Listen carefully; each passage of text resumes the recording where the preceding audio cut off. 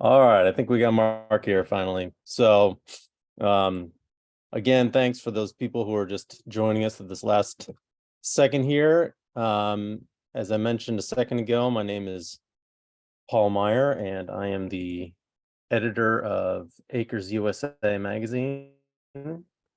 And whatever Mark just did right there took away all my notes. Where did they go? All right, here we are. All right. So today's presentation and Q&A session is going to focus on restoration agriculture, how to simultaneously restore your land to ecological health while producing cash crops and being able to maintain profitability on your farm. Our presenter is Mark Shepard, who most of you, I'm sure, are familiar with. He's the author of Restoration Agriculture, as well as Water for Any Farm and the Water for Any Farm Technical Manual, all published by Acres USA Books. And Mark is also the founder of New Forest Farm in Wisconsin, which is a commercial scale perennial agricultural ecosystem. And he runs Forest Agriculture Nursery, which sells hazelnuts and chestnuts and all the other products, trees and perennial shrubs that grow on his farm. And he works as a designer and a consultant through his company, Restoration Agriculture Development. Mark has a long history with us here at Acres USA. We're extremely proud to have him as a speaker at our events, as a writer of books, a regular contributor to the magazine, and just a perennial supporter of Acres USA. Pun intended there, of course. So the format here is that Mark is going to talk for about 25 minutes or so, go through a presentation, and then we'll have some time for Q&A about 15 minutes afterwards. So please, as Hannah mentioned before, please type those questions into the chat function and we will get them to Mark as we go. And I think he would also really appreciate if you could let him know where you're coming from, your context, because that of course matters a lot in this kind of work. So with that, Mark, go ahead and take it away. Hey there, it's fascinating that you mentioned that I've been a long-time supporter and participant in Acres USA. My first Acres USA conference was when I was 10 years old, and that's a long time ago, as you can imagine. So thank you for inviting me to do this webinar. Hang on for the ride, folks, because Paul and Hannah put me on the speed round on this, so I'm going to go pretty fast through these things. So as Paul mentioned, restoration agriculture, it's a combination of two words, ecological restoration and agriculture, because we're told so many times that, we can't do ecological restoration because it takes land out of production. Well, no, we can put land into production while restoring it, and it's the agriculture that pays for the restoration, and it pays our way and it feeds us in the meantime. So you can consider restoration agriculture, ecological restoration simultaneous with agriculture, or you can consider it agricultural production simultaneous with ecological restoration. That's your choice, how you view it. My opinion on it changes depending on the context. That's my name. That's my company, and you'll be able to find out more about me all over the place. And this is a real place. This is New Forest Farm in Southwest Wisconsin. We actually do grow crops. The whole entire farm was an annual crop field. If you look in the background here, you can see a neighbor's cornfield. That's what this farm looked like 27 years ago. And using the processes that I'm going to outline today, it now looks like you see here. Annual agriculture means we have to disturb the site either with tillage or with chemistry in order to eradicate a previously existing perennial ecosystem. Then we put our seeds in the ground. It grows for a short period of time, a very short period of time, I might add, just for a brief couple of months. And when we're tilling the soil washes away in the rain, blows away in the wind. And one of the things I want to show about this particular slide, why I like this was taken on a 26th of May, quite a few years ago. I won't tell you that it's on Gary Zimmer's farm. Shh. But look at the green in the background. These trees are already fully deployed photosynthesis from 100 feet in the air all the way down to the ground. And then these pastures up front, they're green. And if we're farmers, our real business is to grow green. The green is what we either sell directly, or it's that seed or fruit that we harvest and sell directly, or animals eat it, and then we sell the green indirectly through animals and animal products. So if this farmer wants to have as much green as possible to have highest profits, et cetera, for one, he's spending too much money. I don't see any tractors running around in the woods blowing diesel fuel all over the place. I don't see any tractors driving through the woods right now, making the soil blow away as dust in the wind. So there's no expense associated with tillage in the woods. And it's green. It's been green for a month in this particular picture. So we have the opportunity to collect sunshine for a longer period of time during the course of the year with radically reduced expenses. And that's significant. We may not get the total pounds of carbohydrate from one crop per acre, but we get more total yield over a longer period of time. These are some pictures of when it rains, we have erosion. Even if we have the USDA best management practices from grassy contour strips, Hickenbottom drains, cover crops, windbreaks, all of the different ag programs that are designed to make erosion less worse. That's all they do, is they make it less worse. They don't prevent it in the first place. This guy even has riparian buffers down by the stream. All that's going to do is going to catch all the stuff that shouldn't be washing off the field in the first place if we had a perennial agricultural system. This is a picture of the Lus Plateau in China. The whole region, it's Western China, foothills to the Himalaya. And as the last ice age melted, all the dust that just blew off the toes of the glaciers settled in Western China, a region about the size of France. It's the birthplace of Chinese civilization. And for all practical purposes, they farmed it to death. This is what was the result, 10 or 15 years ago, the result of 4,000 years of tillage agriculture just destroyed the place. I guess the Lus, it's windblown glacial dust. It's in places, it's several miles thick. It's just an incredible amount of stuff, and they just eroded it all away.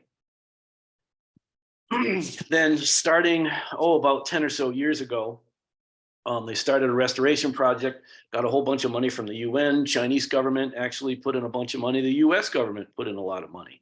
And they started to do water management through the use of terraces and channels. And then they replanted literally zillions of trees. I believe it was something like 50 million acres. Anyways, the size of France. They revegetated the whole entire thing.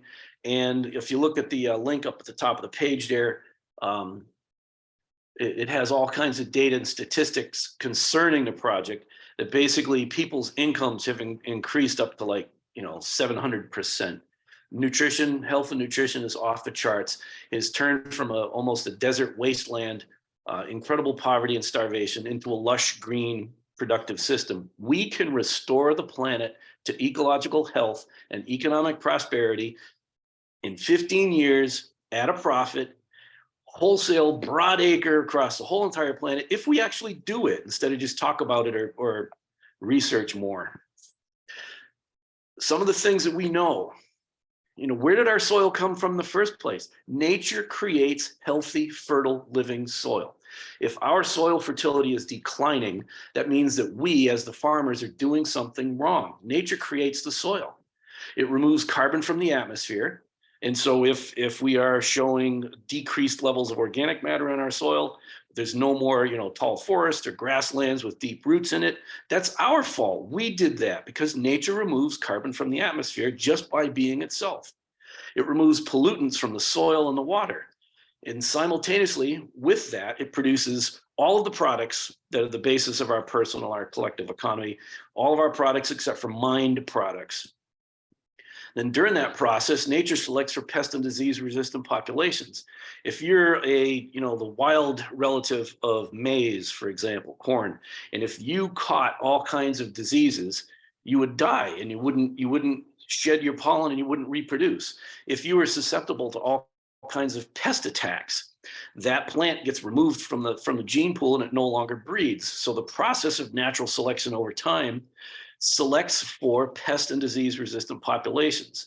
So if any of one of these things is not happening on your farm, it means you're not farming in the same direction as nature. You're fighting against nature and you'll eventually lose.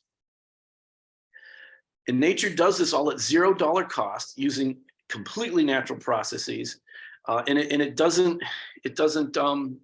pollute. So by observing and imitating nature, we can now design agricultural ecosystems that create healthy, fertile soil. It removes carbon from the atmosphere, pollutants from the soil, while producing all the products that we need. We use the agriculture to accomplish the restoration, but we can't do things that are contrary to the development of these natural processes, except with an understanding of how does nature recover from disturbance. Because everywhere around the world, there's lightning storms, hurricanes, fires, landslides, earthquakes, etc. And perennial ecosystems get disturbed, sometimes wiped completely out. Wildfire is a great example of that. But a natural ecosystem, a restoration agriculture system, will regenerate. And the term regenerate, its original meaning was from forestry and ecology and biology, is that a system is able to regenerate itself.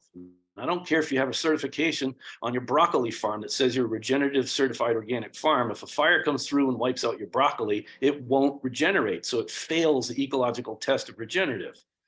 So we can create a regenerative system that develops its own pest and disease resistant populations, and it will cost almost zero for inputs because it's creating its own soil underneath it. I wrote a book about this, and this book is not, it's not a scientific treatise. It's not a research project. This is not a theoretical what if. This is how I have lived for the past 27, 28 years of my life. And, you know, I can't believe how well accepted the book has become worldwide, translated into several languages, an Amazon bestseller. This is real. This is real, and it works. And if you don't believe it, that's not my business. So here's the step-by-step how we get to it. We can turn this field up above, that cornfield up above, into a lush, rich, green, verdant, mostly perennial system, as we see down below. We can do it at a profit, step by step, and this is kind of how I did it. First of all, we have to identify our biome. Biome is a region that has similar plant community types and similar forces, similar soils. And if you're driving across the USA, for example, and you drive from, say, central or southern Illinois into the western provinces, let's go into Nebraska. Between Illinois and Nebraska, there's a change in the vegetation. The biome changed. If you're going further north, all of a sudden you'll go into boreal forests of the far north. That's the biome. So we need to identify our biome and its dominant plant community types. Easy to do nowadays online. Here's an example of one of the more widespread ones. It's the one that I imitate the most, is the oak savanna, barrens or prairie complex. Everywhere you see the black dot here is a different manifestation of this particular plant community type. Has an upper layer, oak, chestnut, or beech. They all produce nuts. Oak and beech are masting trees. They have years of heavy production, years of light production. We can correct that through selective breeding over time. Chestnut has been under human cultivation for at least 4,000 or 5,000 years.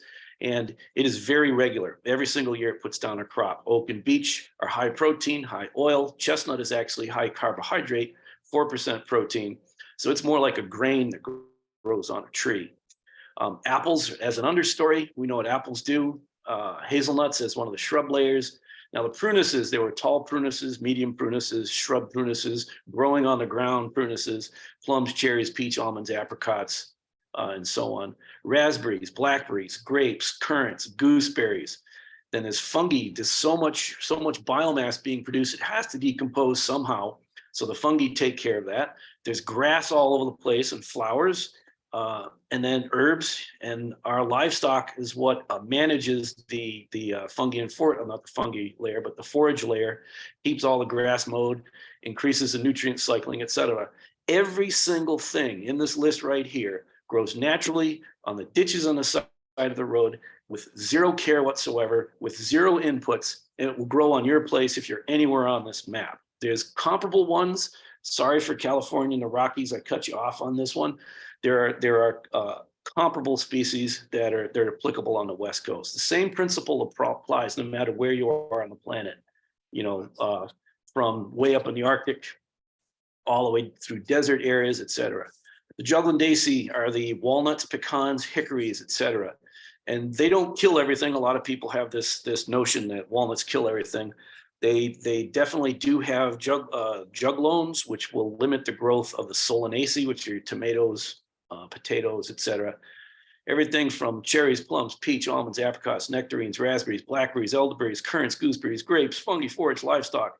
And then the pine, they're so widespread on the pinuses with pine nuts is beech, cherries, service berries, hazelnuts, Siberian pea shrub. Doesn't matter where you live, imitate the plants that grow in that particular area. Now let's just look at the Juglandaceae map for a second here. No one will think that southern Texas is the same as upstate New York. Radically different climate, water regime, temperatures.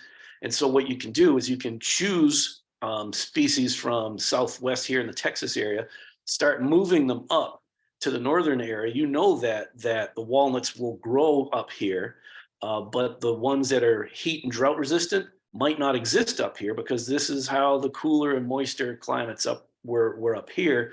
And the traits for drought resistant, heat resistant stayed down in Texas. So we can practice assisted migration by planting trees ahead of any kind of climate change that's going on. So we're continually adapting to any kind of changes in the climate as time goes on.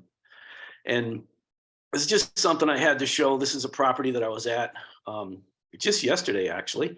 And we have a farm field on one side, farm field on this side where we are. And in this row of trees that grew up in a fence line between this property and the neighbor's property were all of the species listed below. Every single one of those things has some kind of marketable product that we can eat, feed to animals, or sell as a cash crop.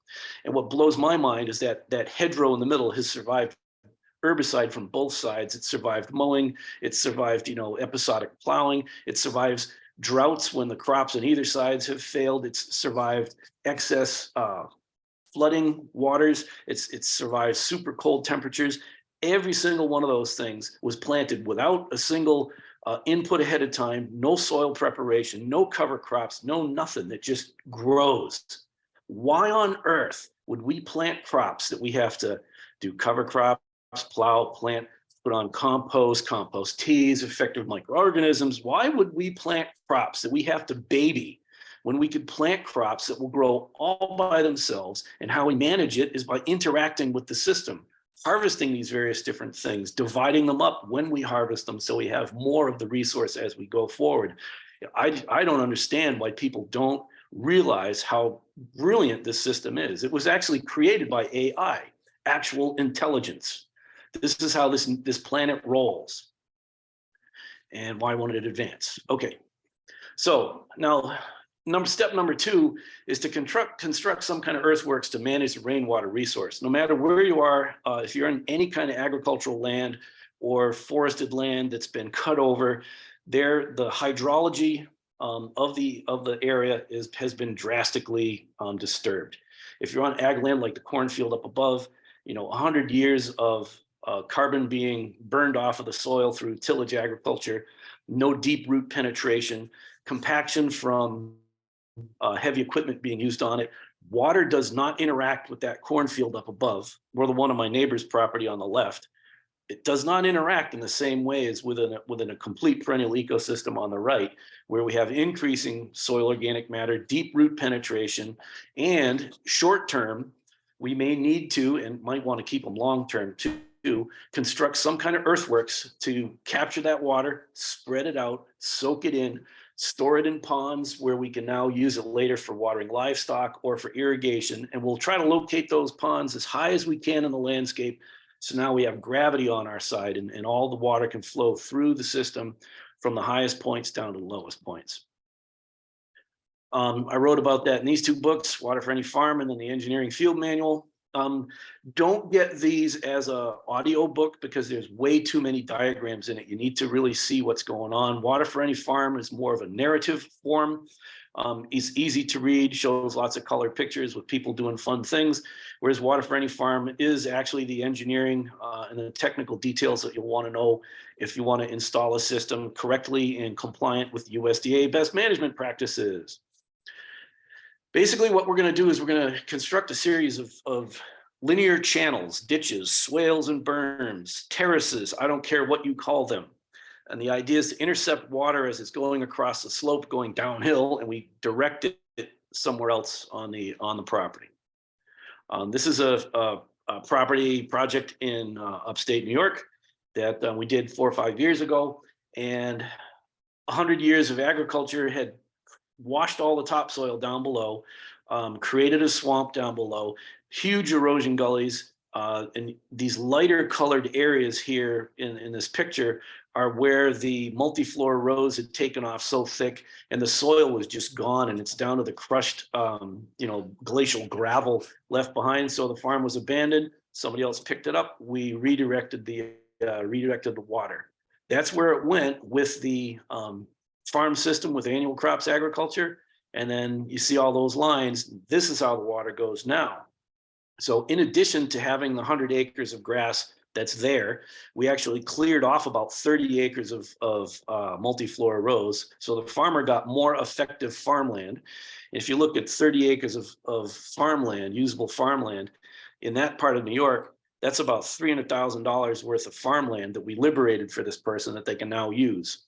And then we planted pasture grasses all over it and tens of thousands of trees that mimic the natural plant community type. This one is in the oak plant community type family. So it's oak, apples, hazels, chestnuts, etc. Now we established perennial polycultures. Perennial means it's there year after year. Polyculture, many different things all in the same place. Remember this picture? That row of trees is a perennial polyculture. There's the tall trees aren't really interfering with the medium-sized trees, which aren't really interfering with the smaller trees, which aren't interfering with the shrubs, which aren't interfering with the shade tolerance that are growing in the shade underneath. It's designed by nature. We're going to imitate that. That's a perennial polyculture. We're going to use it in agroforestry systems. So we'll grow our cash crops in the fields between our high-value trees. How wide you make these is up to you and the design considerations of the site. You can make the alleys wider on flatter ground with better water infiltration, closer together on steeper ground. And the species that you use in that mix, what we see here, we see hybrid poplar, there's apples, there's hazelnuts, chestnuts on the left, and so on and so on. And the squash was the cash flow in the short term while the trees grew. This is cereal rye grown between chestnuts. One of the things that you guys can all look up is look up Michigan State University. Fulbright was one of the primary authors on it. And look what happens if you plant chestnuts the way the university recommends chestnuts. They recommend that you plant chestnut trees 30 feet apart. And then you have to, plow, plant, cover crops, fertilizer, tree tubes, fencing, rodent control, A, B, C, D, E, F, G. And so by the time 5 years goes by, you've harvested 0 yields for human use. And you're out about $139,000 per acre. And you only have 60 trees per acre. 60 trees per acre. That's ridiculous. What if 25% of them die? What if and because chestnuts especially are mostly seedlings, what if they're not really productive trees? You've just spent 5 years of your life and a oodle of money. Why not cash flow with your annual crops in between while your trees develop? While I'm taking care of my crop, doing weed control, fertility management on my crop, it's taking care of my trees. And if I plant way too many trees, if they start to interfere with one another, I can now harvest them as a yield for saw logs, for firewood, for building material, and my favorite, of course, is for inoculating with mushrooms. So I can plant them closer together, get a cash flow in the years while the trees are developing, and I have yields as I manage it. And this goes back to the whole Solanaceae and the walnuts. All of our crops, except for peppers, tomatoes, potatoes, eggplants, etc., are compatible with walnut. Now, I'd mentioned we plant trees. We plant lots of trees. We don't dig a $40 hole to plant a $10 tree, and we don't do like 5 years of site preparation. If we have a field, we mow it, we scalp mow it, and then we go ahead and we plant the trees in. Now we take time. We now have the rest of my lifetime, the rest of the tree's lifetime to take care of the soil, manage the fertility, manage any kind of competition. So there'll be some weed control, fertility management. Who does the weed control? Mentioned it earlier, critters. Who does the fertility management? How about the critters? You know, this is how nature rolls. It's pretty easy. Look at the forest in the background. Look how close those trees are to one another. Um, are they 30 feet apart? No, they're not 30 feet apart. This is a silvopasture system at my farm with walnuts, mulberries, and cattle. This particular part of the farm has never had any mechanical maintenance on it, you know, mowing or tillage or whatever. Originally, the trees were all hand planted, and there's only been animals that have managed this particular system. Cattle and hogs, it's no mystery. You know, people know what pork is, people know what beef is, people know what chicken is. All of those things are easily integrated in with your trees. And of course, the trees here, in this picture, we see elderberries, cherries, chestnuts, hazelnuts, there's grapes, mulberries, etc. So step number 4, this is one of the things that many people have a hard time with. Once you design your property to manage the water how you want, spread it out, soak it in, store it over here and all that kind of stuff, that now becomes the use pattern where all your roads go, your fences go, your utilities go, the pipelines, buildings, etc. You now follow the water management pattern, not just necessarily straight rows. You'll still have long rows, but they'll be curvy linear. So look at the, you know, the photo on the bottom. All of those lines are totally machine plantable, maintainable, and harvestable, but they're curvy. Same here. The building was located where it is because of the water management design. The wire that you see in the foreground of this picture is a guy wire to a wind turbine. That was, the wind turbine was located there, not because I felt like it or it was, you know, the most optimal place. The water management pattern decided where we put things. That's just the way it is. And then sometimes you're like, well, you know what? It's really convenient for me. I got to go from point A to point B. And this is a case right here. The shed didn't exist for years because we hadn't built it yet. We were getting the trees planted. Then we built the shed, and then I realized if I had the tractor parked on the shed, instead of going all the way down and around in order to get over to here, screw it, I'm going right through. So I cut down a half a dozen trees, inoculated them with mushrooms. I get a yield out of it, and now I go straight through. The system is adaptable, malleable, changeable. We can change the direction of the water if we want, but from now on, we follow the water management pattern. Now we're going to manage for eternity by closely mimicking the historic disturbance regime of that chosen plant community. Like I mentioned, there are some places where wind is the primary factor. The trees just blow over, the root balls rip up, it mixes the roots and the organic matter with the mineral soil. Now there's a pit behind it. The pit collects, you know, extra organic matter, it collects extra water. And so we can mimic that by knocking the trees over ourselves ahead of time. There are other places that fire comes by and it burns all the trees down, and the carbon goes away from the site, and now you have a completely different site, bare exposed soil, et cetera, et cetera. We're going to manage by mimicking the disturbance regime of that plant community, not by doing necessarily what the university recommends, because as you could find out in that one particular report, that's not the only one out there, if you follow their recommendations, you're going to lose money. What I'll do is right here is I mimic wind throw, or I mimic large animals knocking trees over. Of course, my large animal impact is mostly through cattle and hogs, but there are some animals missing here that we don't have in North America anymore, and those are the elephants. Mastodon and woolly mammoths would knock trees over in order to get at the greens on the top of it. So I frequently go in with my diesel-powered Mastodon, I knock trees over, or I'll use my chainsaw ahead of time. I take some of the wood for building material, some for firewood, and some for producing mushrooms.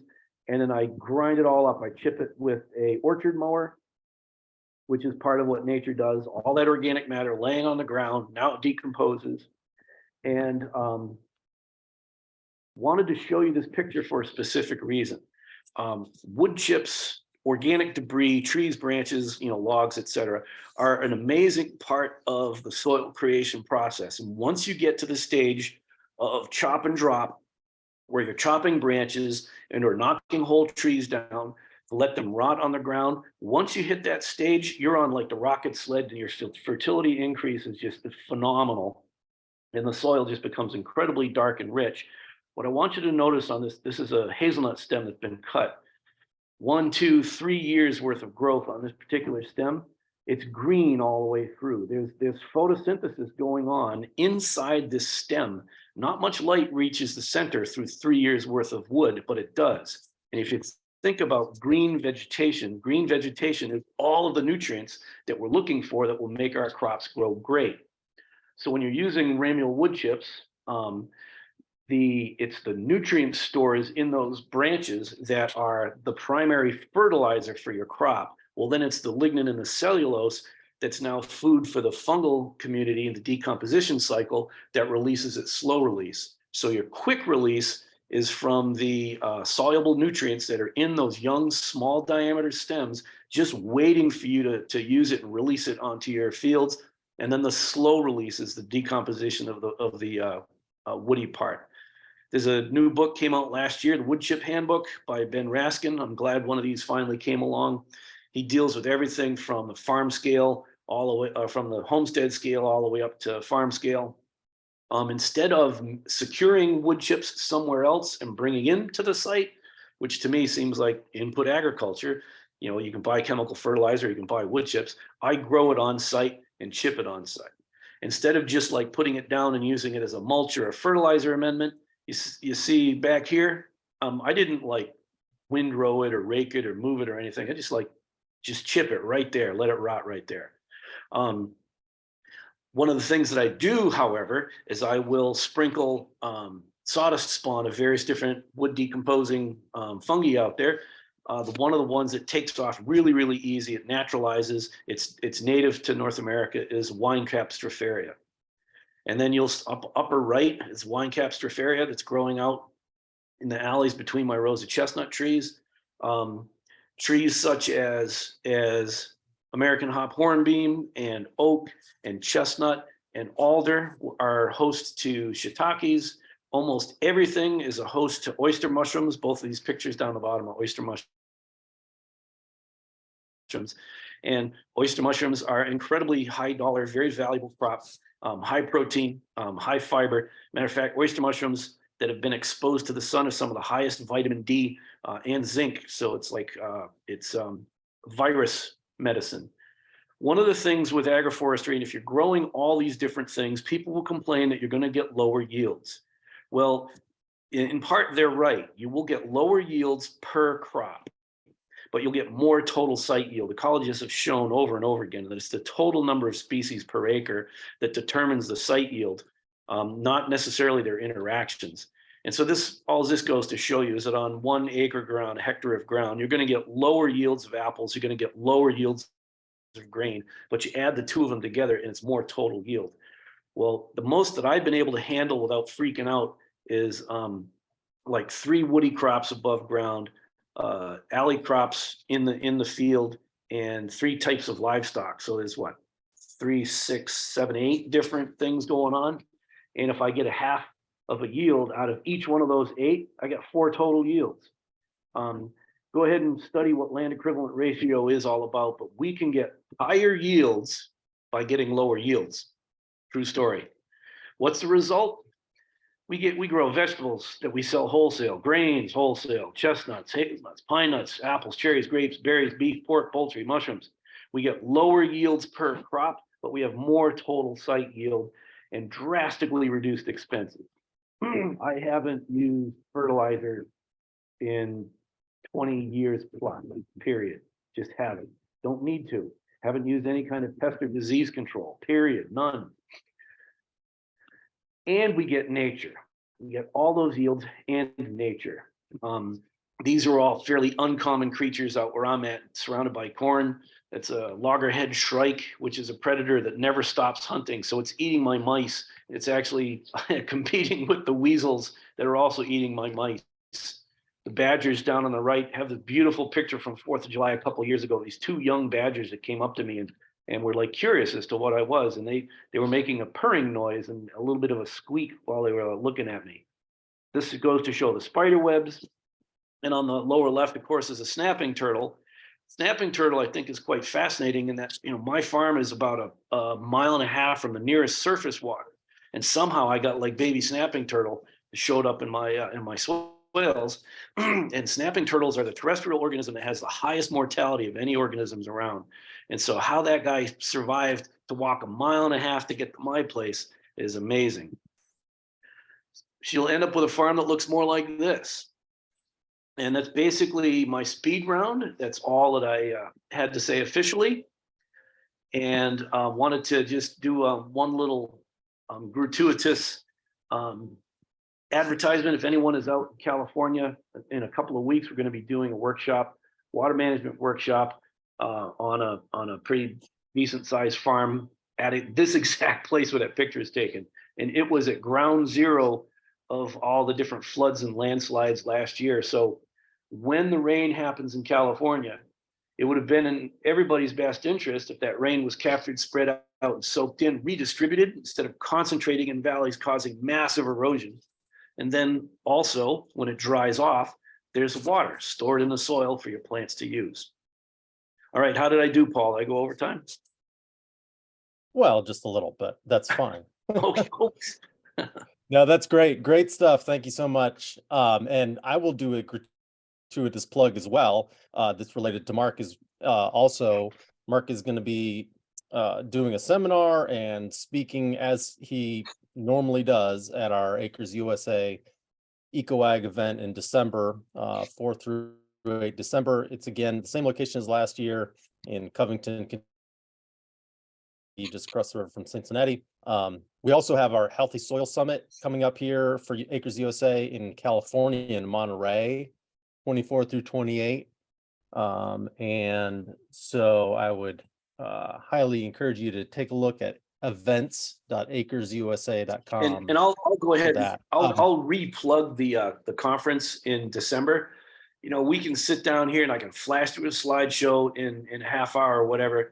You don't get the depth. You don't get the individualized questions. You come to the conference, you walk around, you talk to other people who are doing what you're doing or striving to do what you're doing, and you can have long form conversations. You go to the consulting rooms and you hang out with people who've been at it for a long period of time.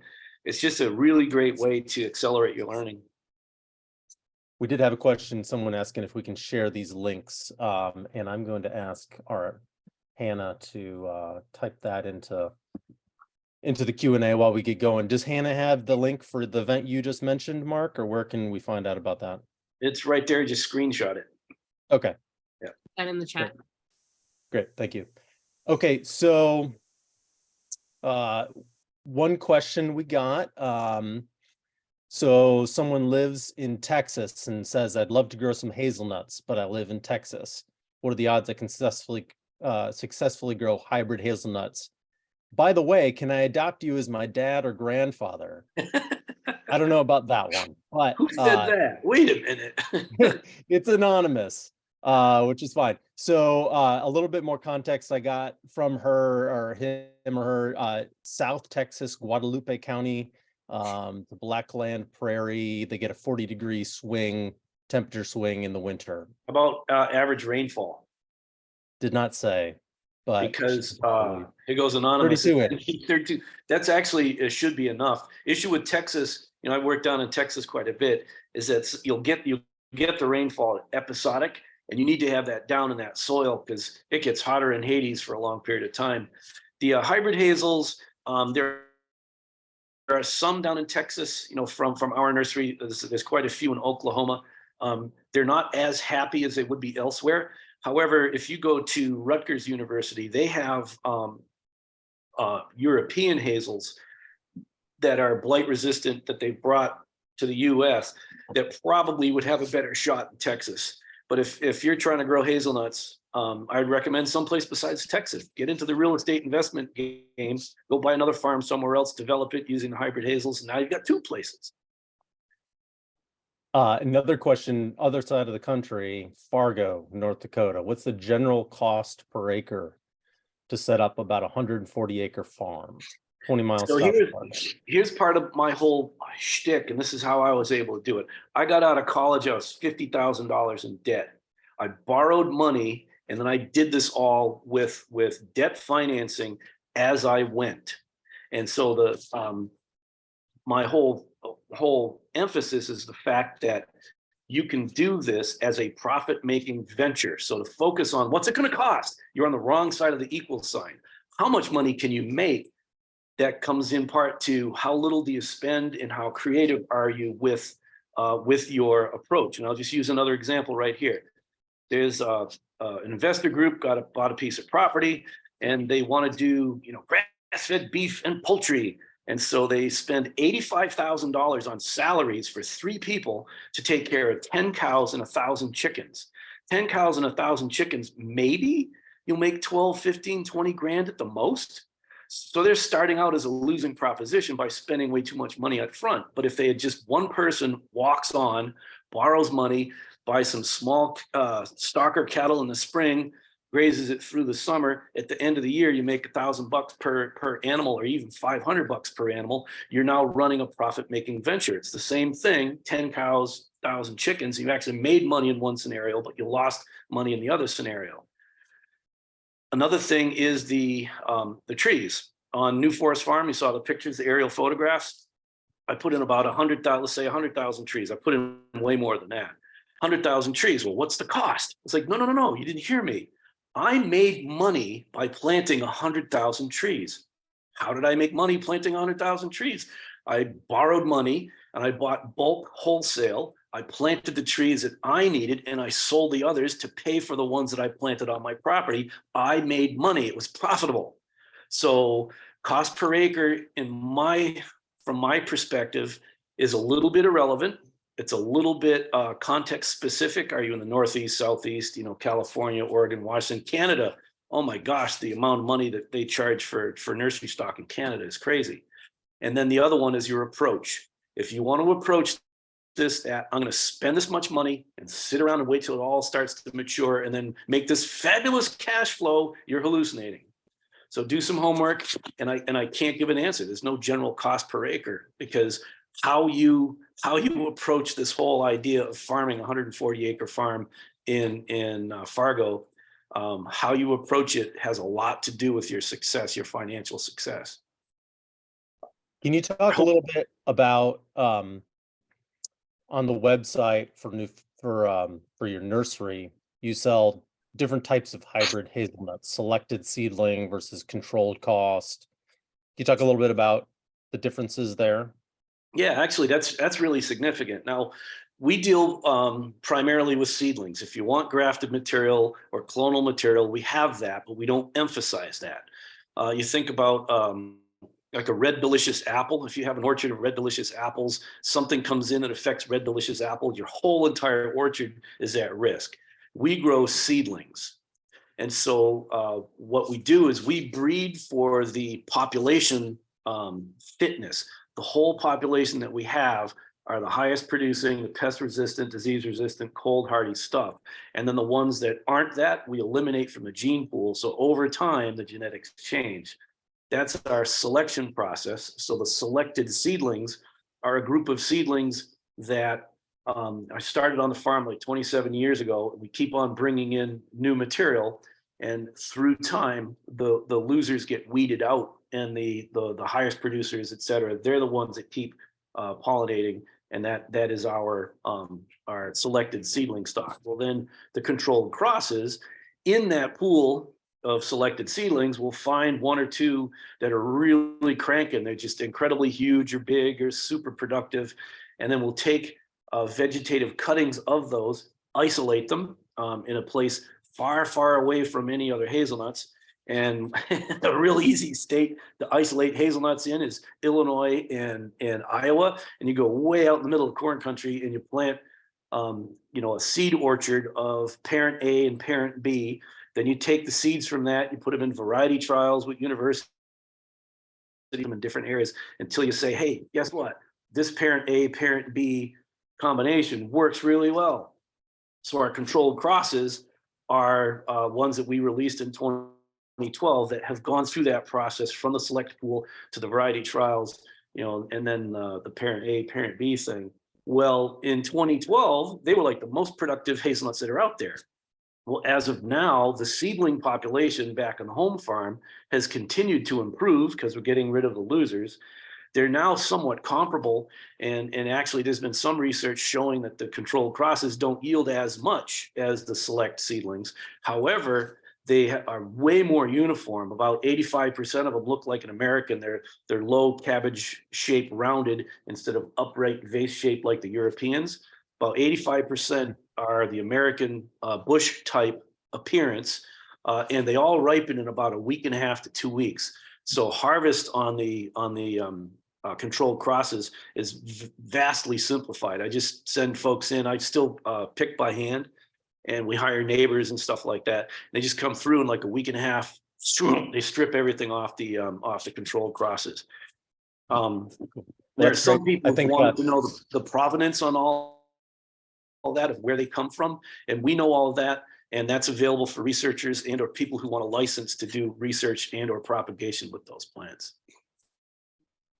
That's great. I've got 25 of each growing on my 10 acres here, and they're all doing well.